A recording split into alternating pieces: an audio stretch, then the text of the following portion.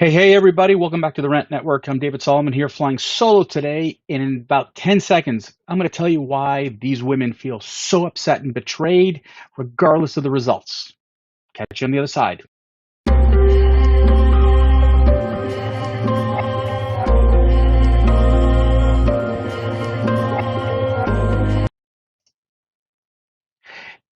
Hey, everybody. Welcome back to the Rant Network. David Solomon here with you. So glad you're here joining me again today. And today, my rant is about something that just absolutely blew my mind last week. Now, before I get into that whole business, what do we do here at the Rant Network? For those of you who are new, myself and my colleague Stuart Brisgell, who's down in the States, I'm here in Canada, we love to rant about a whole bunch of topics, and we're getting inundated with these great topics that you've been sending in the comments. We really appreciate it. And we're just two simple guys with a lot of opinions, and we look at what's going on today in the world, and we're saying, hey, look at this. What are we going to talk about? What's wrong? What's good? And if you check out our prior podcasts, filled with some great content. And today in particular, I'm going to really hammer in on something that really drove me crazy.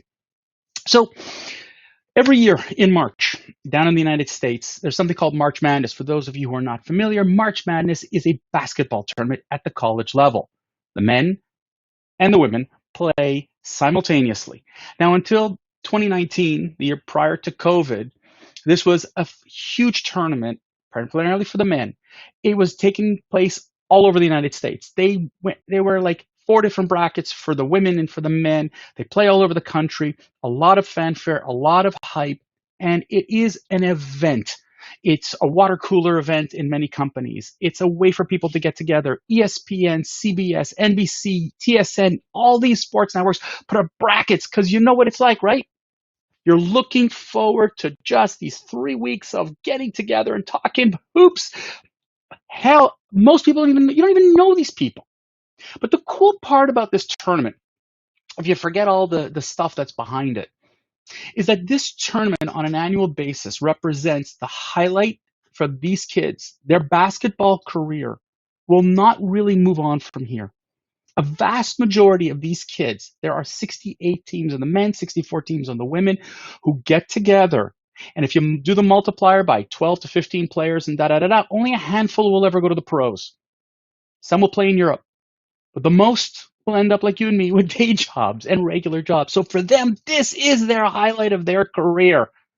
This is the great moment in which they are going to be at the forefront, the center of college, of excitement of sport.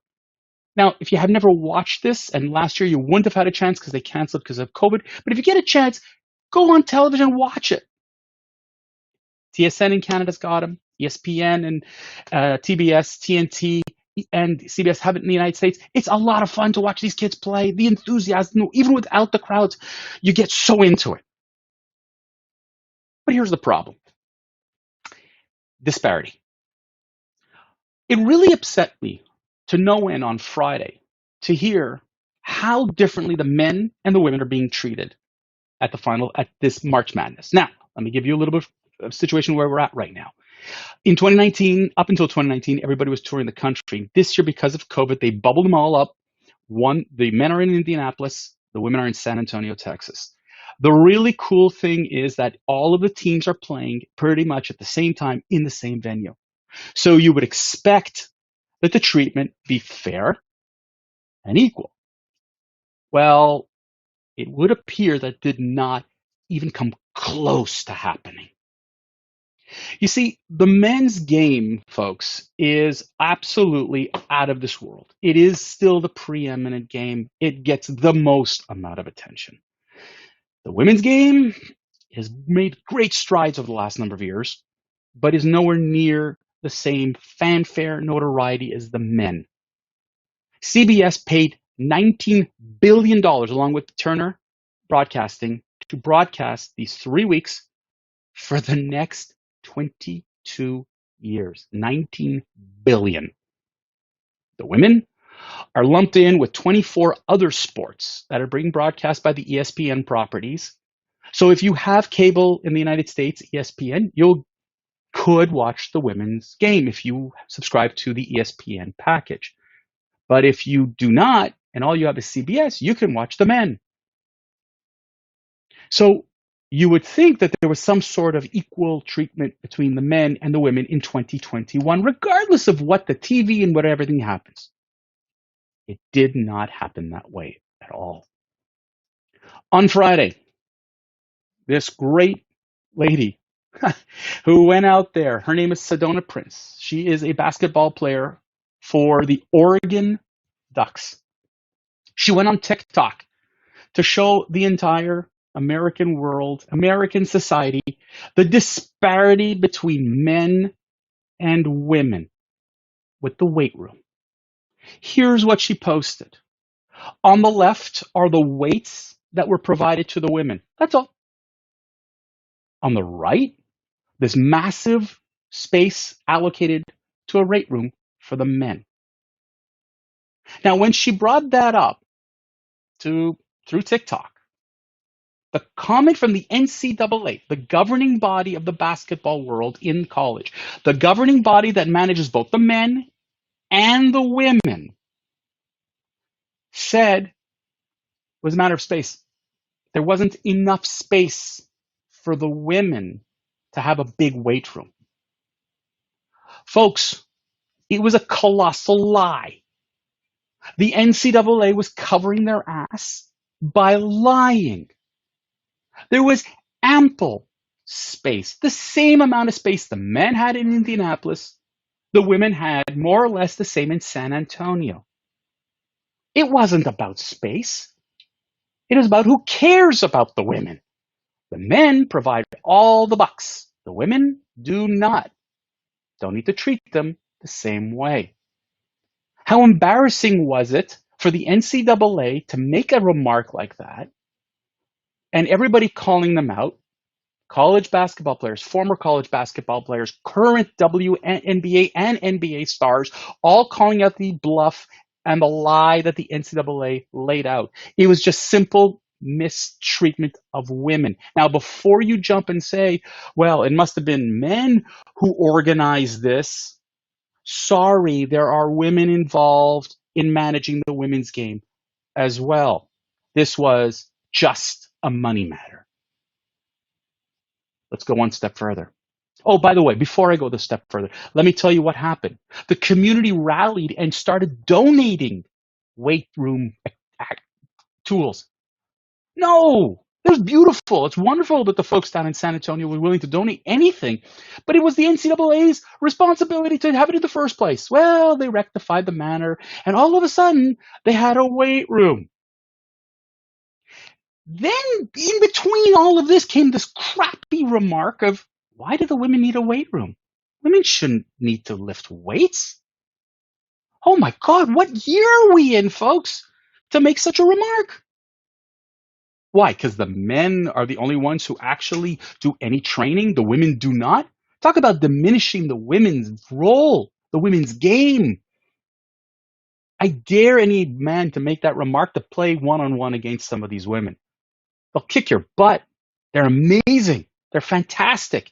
And the reason you don't know this is because you're not watching this. Now let's move on. You want to talk about disparity? Let's talk about this fanny thing called a swag bag. Love the term. This is the kind of stuff that you would get if you were coming to the games. And if you notice here that the women got some nice stuff. Beautiful. Shirt, towels, bottles, socks, some personal accessories. Really cool. Nice. I mean, talk about memorable. That's memorabilia that's going to hang in your home. You're going to love it. You're going to remember it. Remember, these are kids who will never go past this ever. What a great opportunity. What did the men get? This. Holy mackerel. Before you go tell me, well, that's what the sponsors gave, and it's the sponsors who put all that money forward, talk about an embarrassment. You kidding me? How unfair. Like, talk about the difference in treatment. Why should the men get more than the women? What the hell? The men get all that swag? I mean, the Lysol wipes, that's my favorite. Hello, it's COVID.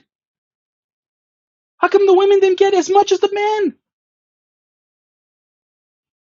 Disparity. Once again, the big black eye on the wonderful people called the NCAA. Money grabbing, all they're interested in. And finally, last but not least, let me show you the food difference between the men and the women. On the women got this plate of stuff, that's what they can eat, and the men on the right got these buffets. Now, before you say it, each team got their own buffet, but come on, what are you doing? Don't tell me, NCAA, that there's no money to provide to women. Give me a break. What the NCAA proved, once again, is that money talks. And all this idea about equality for men and women is bullshit. I call you out on your bullshit. You did nothing. You're still doing nothing. The Sedona Prince had to expose you, and everybody from former NCAA players to pro basketball players are calling you out on your crap. The WNBA in 2020 was at the forefront, not the men, the women were at the forefront when it came up to the Black Lives Matter movement last year. They started it. The men just followed suit and got all the media attention, not the women. Pay attention, people. They're still fighting for equality. And they're always at the forefront of this. And they have a voice. And they're using it. And they're exposing the fallacy behind the NCAA that continues to promote money over equality. Don't give me this garbage that you're all looking out for the student athlete. That's garbage. What you're looking out for is your pocket and filling the pocket of the university members of the various schools. It's not about at all equality. Because if it was about equality, you would have gotten it right in the first place. You had a chance. It wasn't that they were playing in so many cities and it was so complex and this and that. You organized these two bubble cities. You could have gotten it right and been a model to corporate America, to the rest of the world, finally allowing the women and the men to have equal, not unequal stuff, exposure. Don't tell me that this is CBS versus ESPN. Don't tell me this was an oops. Wake up. This is 2021. The WNBA, the professional arm of the NBA, had growing numbers, even during the COVID, of people watching the games. They're filling up arenas right before COVID. They had a phenomenal final. But the men get the exposure. And that's thanks to the sports networks. That's thanks to everybody else who continues to show, the men's sports. They told me, I heard this over the weekend. David, women's doesn't sell. Come on, women's sports doesn't sell. Like hell. In England, the Women's Soccer League is growing in popularity and is gaining amazing notoriety on television. The same in Australia. In fact, they're almost equal. Women's tennis is gaining more popularity than the men's tennis. It's unbelievable. But only in the United States and Canada do we say, no. It's not the same. We're not interested in women's sports. It's because we don't care. Guys, this is ridiculous. The comment I heard is that people want to watch slam dunks. Really? Have you watched an NBA game or a college game? Yeah, the slam dunks are cool. But people love the bombs, the three-point shots. People love the defense. People love the game. Come on. The women can't do this? Of course they can. The reason you're making those comments is because you're not watching it. You haven't given the women the equal opportunity. Folks, stop treating the men and the women differently. The women deserve the same as the men. So if you're going to have a tournament, why not be equal. Why are you doing this? Why? Because of money? Then it's time to walk again with your wallets. Don't watch the men's game. Watch the women's game. Send a message to the NCAA. We're not with you. Go support the women's game like you should, just like the men. It's so sad that Title IX had to be put out there a number of years ago to force schools to offer women equal scholarships as the men in those sports. It was forced upon the schools. Maybe we have to force something again to treat the men and the women equally? In 2021, I find that vile. So what you teach in the classroom versus what you do outside of the classroom doesn't have to be the same, apparently. Ladies and gentlemen, this is where I'm going to end this rant, and I'm looking forward to hearing your comments about this. Should you men and women be treated equally? Yes. But in this case, I've had people disagree with me. So bring it on. Join us at therantnetwork.com. Put out your comments. Facebook page, the Rant Network Facebook page. Put out your comments. Love to hear what you have to say. Other subjects in the future. Want to hear all about what you want to talk about. We'll be back here Wednesday and Friday at noon. We're here 3 times a week, Monday, Wednesday, Friday, noon Eastern. Looking forward to seeing you then. Thank you so much for joining me today. Stuart will be back here